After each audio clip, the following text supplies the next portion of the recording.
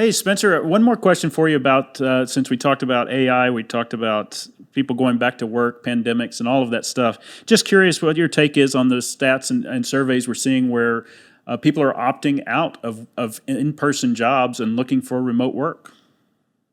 Yeah, Michael, I think we're seeing more and more of this now, certainly in the North American market, where employees have got a realization that if they can't start to accept and even embrace at least an idea of hybrid work, and that means so many different things to so many different people, but allowing employees to work from home at least some of the time, if not most of the time. If employees can't start to adopt that and even embrace it, then they're starting to lose out in the job market. I've been with a number of customers, some existing customers, some prospective customers this last few weeks, and they're now starting to see that unless they do something different, their wage cost is just exponentially rising to an unaffordable level to try and attract and retain good talent. So I'm seeing more and more employers who are using the hybrid work, the remote work, the working from home different days a week. They're using that as a real lever to pull to try and attract and retain good talent.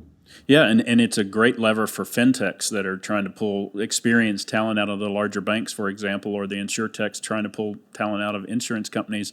So, the challenge is not necessarily that you can't manage it, but it's almost biases that they want people back in the office because of old management theories. I mean, but there's ways around that, right? There's systems now and there's processes that can help. Right, and I think you're spot on with that analysis of enabling people to work from home has now been done, and we've proven it can be done. The jury's still out on whether the payoff between productivity and well-being, and there needs to be measures put in place to make sure we're in check with that. But the thing that most people have talked to me about is the fact that managing people who are working from home, whether the manager's in the office or the manager's remote, they're still managing a remote or a hybrid workforce. And that's really hard to do.